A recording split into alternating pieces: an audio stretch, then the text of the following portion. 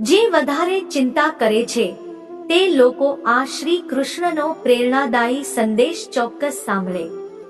મિત્રો, જો તમે દરેક નાની મોટી વાતની ચિંતા કરતા રહો છો તો આ શ્રી કૃષ્ણનો સંદેશ ફક્ત તમારા માટે છે.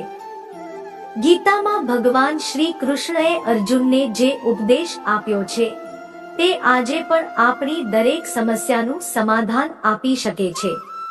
ચિંતા કેમ કરો છો? જ્યારે મહાભારતના યુદ્ધમાં અર્જુને પોતાના જ પરિવારને સામે જોયો તો તે ચિંતા અને ભયથી ભરાઈ ગયો. તેણે પોતાના હથિયાર નીચે મૂકી દીધા અને શ્રી કૃષ્ણને કહ્યું, મને કંઈ સમજાતું નથી, હું શું કરું?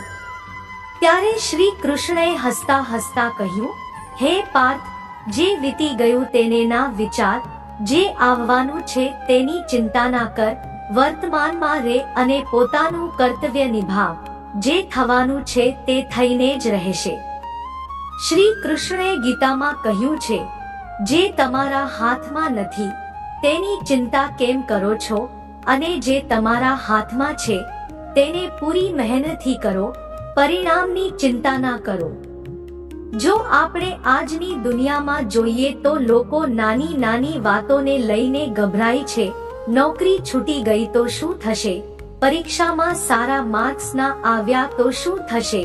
લોકો મારા વિશે શું વિચારશે? પરંતુ યાદ રાખો, જ્યાં સુધી તમે મહેનત કરી રહ્યા છો ત્યાં સુધી તમારે ચિંતા કરવાની જરૂર નથી. મનને શાંત કેવી રીતે રાખવું? શ્રી કૃષ્ણએ કહ્યું, ચિંતા કરવાથી સમસ્યાનું સમાધાન નથી મળતું, પરંતુ મનને શાંત રાખવાથી રસ્તો જરૂર દેખાય છે. જો તમારા જીવનમાં તણાવ છે તો બસ થોડી પળો માટે શાંતિથી બેસો અને શ્રી કૃષ્ણનું નામ લો. જે લોકો ધ્યાન અને ભક્તિમાં લીન રહે છે તેમની ચિંતા શ્રી કૃષ્ણ પોતે દૂર કરી દે છે. બધું જ બદલાઈ શકે છે. મહાભારતના યુદ્ધમાં એક સમય એવો પણ આવ્યો જ્યારે અર્જુનને લાગ્યું કે હવે જીત અસંભવ છે, પરંતુ શ્રી કૃષ્ણએ કહ્યું, પરિસ્થિતિઓ ગમે ત્યારે બદલાઈ શકે છે.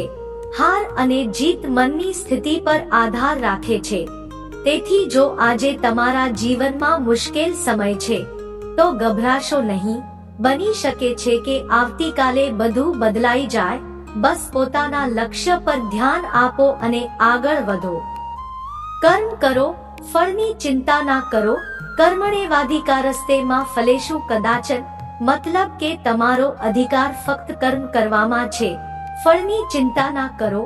જો આપણે આ મંત્રને પોતાના જીવનમાં ઉતારી લઈએ તો દરેક ચિંતા ખતમ થઈ જશે. બસ પોતાના કામ પર ધ્યાન આપો, ફળ આપોઆપ મળશે. તો મિત્રો, જો તમને ચિંતા સતાવે છે તો શ્રી કૃષ્ણની આ વાતોને યાદ રાખો. જે થવાનું છે તે થઈને જ રહેશે. ચિંતા કરવાથી કંઈ નથી બદલાતો. પોતાના કર્મ પર ધ્યાન આપો, પરિણામ આપોઆપ મળશે.